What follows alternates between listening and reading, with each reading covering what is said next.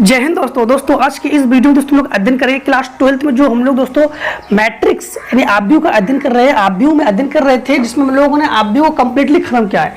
हम लोगों को अब लास्ट में क्या करना है, इसके जो ऑब्जेक्टिव क्वेश्चन है जो आपके एक्सरसाइज में दिए गए हैं उस ऑब्जेक्टिव क्वेश्चन को हम लोग इस वीडियो में फिनिश करेंगे। ठीक है, बोर्ड एग्जाम पता है आपको स्टार्टिंग में ऑब्जेक्टिव क्वेश्चन दिए जाते हैं, तो आज हम लोग ऑब्जेक्टिव क्वेश्चन के बारे में अध्ययन करने वाले हैं। तो चलिए वीडियो के अंत तक बने रहना, वीडियो को बिना स्किप किए देखते रहना, जिससे कि वीडियो में फुल मजा आने वाला है। दोस्तों आपको बता दें, अभी तक ज्वाइन नहीं हुए तो पहले ज्वाइन हो जाइए और डायरेक्ट हमसे जुड़ जाइए। ठीक,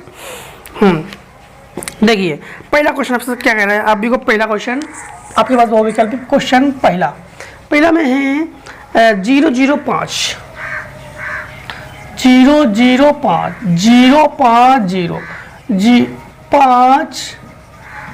0 ये किस प्रकार का आव्यूह है। आव्यूह को स्टार्टिंग में हमने 3.1 में पढ़ाया था ना, आपको सभी आव्यूह का प्रकार पढ़ा दिया था हमने। ये किस प्रकार का आव्यूह है तो देखो, इसमें देखो पंक्ति कितने हैं, पंक्ति 1, पंक्ति 2, पंक्ति 3। देखो कॉलम कितने हैं, कॉलम 1, कॉलम 2, कॉलम 3, रो 3 है और कॉलम 3 है। हम लोग कहेंगे 3x3 आव्यूह है, यानी पंक्ति और स्तंभ बराबर है। हम लोग कहेंगे पंक्तियों की संख्या वो स्तंभों की संख्या के बराबर है कि नहीं। तो इसको हम लोग क्या कहेंगे, इसे हम लोग कहेंगे वर्ग आव्यूह। वर्ग में चारों भुजाएं बराबर होती है, तो इसे हम लोग कहेंगे वर्ग आव्यूह। डी पार्ट सही है। कौन सा पार्ट सही है, डी पार्ट। ठीक, और अगर इस प्रकार से हमारे पास 1 1 1 या 5 5 5 दिया था तो उसको हम लोग कहते हैं विकर्ण आव्यूह। क्या कहते हैं, विकर्ण आव्यूह। अब देखो, लेकिन विकर्ण के लिए यहाँ पर जैसे 1, यहाँ पर 3, यहाँ पर 5 ऐसे इस क्रम में होना चाहिए।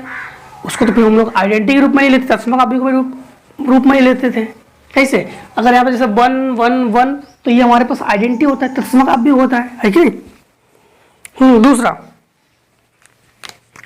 क्वेश्चन नंबर दूसरे में ये है कि 2x प्लस वाई और इसके बाद 4x और इसके बाद 5x माइनस 7 इसके बाद 4x इसके बाद ये है 7y माइनस 13, फिर है y x प्लस 6। इसमें ये कह रहा है कि x और y के मान ज्ञात कीजिए। क्या ज्ञात कीजिए, x और y के मान जो है आपको ज्ञात करना है। सबसे पहले देखो यहाँ पर 2x plus Y, 2x y ये किसके बराबर है, 7 के बराबर। एक क्वेश्चन फर्स्ट मान लो, 4x बराबर ये हो जाएगा, 5x माइनस 7 बराबर ये हो जाएगा, 4x बराबर ये हो जाएगा। तो इसमें भी x है, इसमें भी x है, इसको पहले लो तो ये हो जाएगा 4x बराबर x प्लस 6। इसको इधर पक्षांतर कर दो, 4x माइनस x बराबर 6, ये सब्ट्रैक्ट हो जाएगा 3x बराबर 6, ये कैंसिल हो जाएगा 3 to the 6, तो x बराबर 2। x का मान जो है समीकरण 1 में रख दो, इसका मान किस में रख दो, समीकरण 1 में रख दो। समीकरण 1 में रखने पर ये हो जाएगा 2 और ये 2 2 दूनी 4, 2 ये 2 x की जगह 2 प्लस y बराबर 7, ये 4 तो पक्षांतर का तो y बराबर कितना हो जाएगा 3। तो हम लोग कहेंगे x बराबर हमारे पास 2 है और y बराबर हमारे पास 3 है। कौन सा ऑप्शन सही है, ऑप्शन हमारे पास दूसरा सही है, बी पार्ट सही है। कौन सा सही है, बी पार्ट। इसमें हमारे पास डी पार्ट सही है। बोर्ड एग्जाम में लिखोगे डी पार्ट, जिससे कि एग्जामिनर को दिक्कत ना आए, क्योंकि एग्जामिनर इसी से ही तो नंबर देती है, तो एग्जामिनर को दिक्कत नहीं आना चाहिए। देखो तीसरा क्वेश्चन नंबर तीसरे में क्या है, यदि a और b 3 इंटू m और 3 इंटू n कोटि के दो आव्यूह है, m बराबर n हो तो देखो a किस कोटि का आव्यूह है, a जो है 3 इंटू m और b जो है 3 इंटू n कोटि के आव्यूह का है। ठीक, तो दो आव्यूह और m बराबर n है, m जो है वो बराबर है n के। हमसे पूछ रहा है 5a minus 2b, 5a minus 2b किस कोटि का है। 5a माइनस 2b किस कोटि का है। अब यहाँ पर ध्यान रखना, कि ए 3 इंटू एम कोटि का है, बी 3 इंटू एन कोटि का है। ठीक, यहां पर 5a कर दोगे तो भी ये किस कोटि की होगी, ये भी 3 इंटू एम की कोटि के होंगे। ठीक है, इसके बाद अगर हम लोग यहाँ पर 2b कर देंगे तो भी एक किस कोटि के होंगे, ये भी 3 इंटू एन कोटि का ही हो। फिर से एक बार समझ लो, a अगर 3 इंटू एम कोटि का है तो अगर इसे 5a कर लो, 6a कर लो, 7a कर लो, कुछ भी कर लो, कोई फर्क नहीं पड़ने वाला, ये भी 3 इंटू एम कोटि का ही होगा वो। b अगर आपके पास 3 इंटू एन कोटि का है, अगर उसको 2b कर लो, 3b कर लो, 5 कर लो, कुछ भी कर लो, वो उतने कोटि का ही रहेगा। ठीक, इतने कोटि का ही रहेगा। फॉर एग्जांपल देखो, जैसे मान लो कि ए, जैसे मान लो कि ए 1 2 3 4 है, तो ये 2 इंटू 2 कोटि का है। अगर ये 2 कर लोगे तो सब में 2 का गुणा कर दोगे, बस सब में 2 का गुणा ही कर दोगे तो कोई फर्क पड़ने वाला है नहीं, वही 2 इंटू 2 कोटि का ही तो रहेगा। तो इसी कारण हम लोग कहेंगे चाहे कुछ भी कर लो, 5 कर लो, 2 भी कर लो, कोटि में कोई परिवर्तन नहीं होने वाला है, कोटि में कोई परिवर्तन नहीं होने वाला है। तो हम लोग कहेंगे कि ये या तो 3 इंटू एम कोटि का है या फिर 3 इंटू एन कोटि का है। और ऑप्शन देख लेते हैं। ऑप्शन नंबर पहला है m into 3, wrong answer. 3 into 3, wrong answer. M into n, wrong answer. 3 into n, तो ये 3 इंटू एम भी सही है, 3 इंटू एन भी सही है। तो कौन सा ऑप्शन सही है हमारे पास, D part, D part answer सही है। क्वेश्चन नंबर 4 को देखिए जरा। 4 में कह रहा है ए और बी दो समान कोटि के अवयव है। ए जितनी कोटि का है, बी उतने कोटि की है। ठीक है, दोनों कोटि समान है।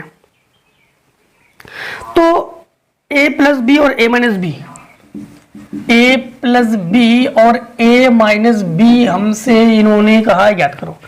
सबसे पहले देखो, इसका गुणा जब इसमें करोगे तो हो जाएगा ए स्क्वायर, फिर इसका गुणा जब इसमें करोगे तो माइनस का बी स्क्वायर। ठीक, फिर इसका गुणा जब इसमें करोगे तो हो जाएगा प्लस का बी ए, और इसका गुणा इसमें करोगे तो माइनस का ए बी। इसको काटना नहीं, क्योंकि हमें पता है कि हमने क्रम विनिमय का नियम पढ़ाया था आपको कि बी ए और ए बी बराबर नहीं हो सकता है क्रम विनिमय के नियम के अनुसार, तो इन दोनों काट नहीं सकते हैं। ठीक है, क्रम विनिमय में हम लोग पता है कि A B is not equals to B A, ये बराबर नहीं है क्रम विनिमय के अनुसार, इसलिए इन दोनों काट नहीं सकते हम लोग। तो हमारे पास कौन सा ऑप्शन सही हो रहा है देख लेते हैं, सी पार्ट। कौन सा ऑप्शन सही हो गया हमारे पास, सी पार्ट सही हो गया। तो हम लोग कर लेंगे सी पार्ट को सही, और ये answer. Question number 5, question number 5 में क्या है, ए बराबर हमारे पास दिया गया है। देखो ए बराबर हमारे पास क्या है, 2 माइनस 1 3, 2 माइनस 1 3, फिर -4 5 1, -4 5 1। बी बराबर हमारे पास क्या है, 2 3 4 माइनस 2, 2 3 4 माइनस 2, 1 5 1 5। ठीक, अब इसमें इन्होंने ये कहा है कि संभव है। तो देखो ए भी परिभाषित है कि नहीं, ये पहले चेक कर लो। तो हमने आपको स्टार्टिंग में पढ़ाया था, आप भी को गुणा पढ़ाया था ना, हमने कहा था कि इसके पंक्ति, इसके स्तंभ की संख्या ध्यान रखना। तो पहले ए भी संभव है कि नहीं है, ए बी। तो इसमें दो पंक्ति, इसकी पंक्तियों की संख्या इसके स्तंभों की संख्या अगर बराबर हो, पंक्ति की संख्या स्तंभों की संख्या अगर बराबर हो तो उसको हम लोग गुणा कर सकते हैं। दो पंक्ति, कितनी पंक्ति है, एक पंक्ति दो पंक्ति, एक स्तंभ दो स्तंभ, तो हम लोग कहेंगे ए बी संभव है, ए बी संभव है। अब भी ये देखो, बी ए, इसके पंक्ति और इसके स्तंभ देखना, इसके पंक्ति, एक पंक्ति दो पंक्ति तीन पंक्ति, एक स्तंभ दो स्तंभ तीन स्तंभ, पंक्तियों की संख्या और स्तंभों की संख्या अगर बराबर हो तो गुणा कर सकते हैं। देखो इसमें कितने पंक्ति, देखो एक पंक्ति दो पंक्ति, ठीक है, और तीन पंक्ति। इसमें देखो एक स्तंभ दो स्तंभ तीन स्तंभ, तो हम लोग कहेंगे बी ए भी संभव है, बी ए भी संभव है।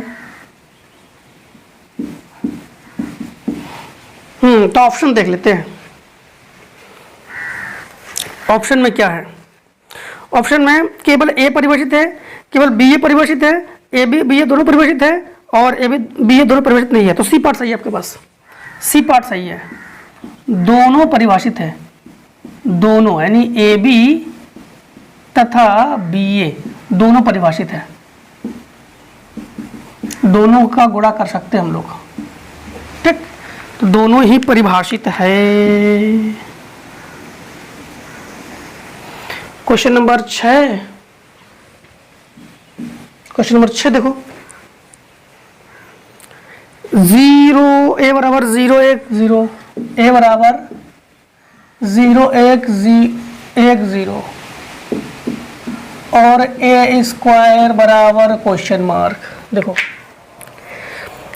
यहां पर ए स्क्वायर यानी 2 बार लिखोगे इसको, 0 1 1 0, फिर 0 1 1 0, ये तो पता ही है आपको, हमने आइडेंटिटी पढ़ा के रखा है। तो ए इसका जब गुणा कर लोगे आप लोग तो 1 0 0 1 आएगा। देख लो 1 0 0 आएगा। कौन सा ऑप्शन सही हो गया? D part. कौन सा सही हो गया आपके पास? इसका डी पार्ट आंसर सही हो गया। गुणा करके देख लो, गुणा करना तो आता ही है ना आपको, अभी वो गुणा पढ़ाई थी आपको हमने। 7वां नंबर देखो, 7वां नंबर, क्वेश्चन नंबर 7, किन्हीं दो ए और बी आव्यूह के लिए कौन सा सदैव सत्य है? दो कौन सा सदैव सत्य है?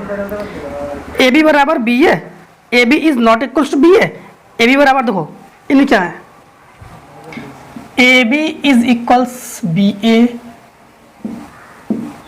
फिर A B is not equals B A, फिर ए बी इक्वल्स 0, और इसमें डी पार्ट में है नॉन ऑफ दिस। ठीक, देखो कि ए और बी दो आव्यूह के लिए कौन सदैव सत्य। एक चीज का ध्यान रखना, क्रम विनिमय का रूल्स इसमें फॉलो नहीं होता है आव्यूह में। आव्यूह में अगर ए बी का गुणा और बी ए का गुणा करो, कोई जरूरी नहीं है कि दोनों का आंसर बराबर आए, कोई जरूरी नहीं है। ऐसा हो सकता है ए बी और बी ए दोनों बराबर आए, ये भी दो क्रम विनिमय का नियम ने पढ़ाया था आपको। इसे ए का वैल्यूज दिया गया है 1 2 3 4 और बी का वैल्यूज दिया गया मान लो 3 4 5 6। अगर इसका गुणा करोगे और इसका गुणा करोगे तो उसका आंसर बराबर आना कोई जरूरी कि संभव है कि इसका और इसका आंसर बराबर हो या इसका आंसर बराबर हो, ऐसा कोई जरूरी नहीं है। इसलिए इसमें आप लोगों को कौन सा ऑप्शन सही हो जाएगा? None of this. ठीक, देखो क्वेश्चन नंबर 8, क्वेश्चन नंबर 8 में क्या है? क्वेश्चन नंबर 8 में क्या है? यदि a इस प्रकार का आव्यूह है कि a स्क्वायर बराबर i, a स्क्वायर बराबर i, ठीक, तो ये हो जाएगा a माइनस आई का क्यूब, a माइनस आई का क्यूब प्लस a प्लस आई का क्यूब माइनस 7a।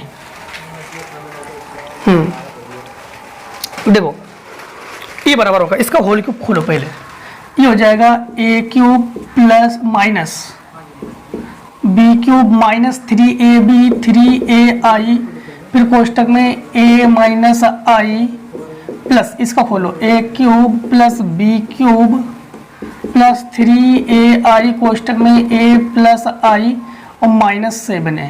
देखो ये आई क्यूब से आई क्यूब कैंसिल, प्लस माइनस है, ए क्यूब और ए क्यूब ये हो जाएगा 2a क्यूब, 2a क्यूब।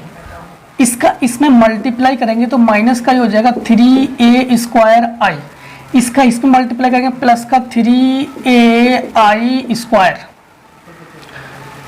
इसका इसमें मल्टीप्लाई करेंगे प्लस का 3a स्क्वायर आई और प्लस इसका इसमें मल्टीप्लाई करेंगे 3ai स्क्वायर माइनस 7a। ये प्लस और ये माइनस, ये कैंसिल, ये हो गया 2a cube plus 3ai² plus 3ai², तो इसको जोड़ लो तो ये हो जाएगा 6ai² माइनस 7a। ठीक, 6ai² माइनस क्या हो गया 7a। अब एक चीज का यहां पर ध्यान रखना कि यहां पर इसको हम लोग कर सकते हैं a² इंटू a स्क्वायर का मान हमारे पास क्या है i, तो ये हो जाएगा a और i, ये हो गया i और ये ai प्लस यहां पर समझना ai। ठीक, जो आपके पास यहां पर ध्यान रखना चीज, जो i² है इसका मान भी i के ही बराबर होता है, i²। i का मान क्या होता है आपको जानते हो, आइडेंटिटी का मान 1001, इन दोनों को गुणा कर लो i निकलेगा। ठीक है, तो इसलिए हम लोग जानते हैं i² का मान i, तो ये होता है 6ai माइनस 7a, ये दोनों जुड़कर हो गया 8ai माइनस 7a। अब ai हमेशा ध्यान रखना कि ai जो है इसका भी मल्टीप्लाई कभी करके देखना, ai ये होता है a के बराबर, किसके बराबर, a के बराबर, तो ये हो जाएगा आपके पास 8a minus 7a is equal से ये हो जाएगा a। कौन सा ऑप्शन सही हो गया आपका, देखो पहला ए पार्ट आपका ऑप्शन सही हो गया। ठीक, अब देखो जरा क्वेश्चन नंबर 9। क्वेश्चन नंबर 9 में a का m×n कोटि और b का कोटि पूछ रहा है, तो b का d पार्ट सही हो जाएगा आपका m×n 9 पार्ट, क्योंकि इसमें क्या कह रहा है कि a जो कोटि है m×n। ठीक, m×n कोटि है, m×n कोटि है और b इस प्रकार का अवयव कि a b डैश और b डैश a। देखो a और b चाहे a b का गुणा कर लो तो भी वो m×n के अवयव का ही होगा। जैसे मान लो कि दो अवयव का हमेशा गुणा करते हैं हम लोग, दो अवयव को गुणा करते हैं, जैसे मान लो इन दोनों अवयव को गुणा करेंगे, इन दोनों अवयव को गुणा करेंगे, जैसे मान लो कि इसमें देखो इन दोनों अवयव को गुणा किया, ये 2×2 अवयव का है तो भी हमारे पास 2×2 अवयव का ही तो मान निकला। तो अगर m×m अवयव का है तो m×n अवयव ही बनेगा, तो हमारे पास इसका आंसर कौन सा हो जाएगा, डी पार्ट। डी पार्ट हमारे पास आंसर हो जाएगा m×n। ठीक, अब लास्ट क्वेश्चन देखिए, लास्ट क्वेश्चन में देखो क्या लिखा है, A B dash minus B A dash minus हमेशा विषम सममित और प्लस हमेशा सममित। देखो सममित अवयव और विषम सममित अवयव में क्या होता है, हमने कहा था प्लस जो है वो विषम सममित, प्लस को हम लोग क्या कहते हैं विषम सममित, माइनस को विषम सममित, प्लस को हम लोग कहते हैं सममित। ठीक, आप भी दोनों ध्यान रखना, माइनस होने पर उसको कहते हैं विषम सममित, प्लस होने पर उसको हम लोग कहते हैं सममित। तो 10वां नंबर का हमारे पास कौन सा पार्ट सही हो जाएगा, ए पार्ट सही हो जाएगा, क्योंकि माइनस है उसमें। देखो तो हम लोग कहेंगे ये 10वें पार्ट में विषम सममित अवयव है ये। तो इस प्रकार से हम लोगों ने बहुभिख को चलो खत्म कर लिया है। ठीक, अब मिलते हैं दोस्तों नेक्स्ट वीडियो में, तब तक दोस्तों जय हिंद। अब अपने इतने का स्क्रीनशॉट ले लो।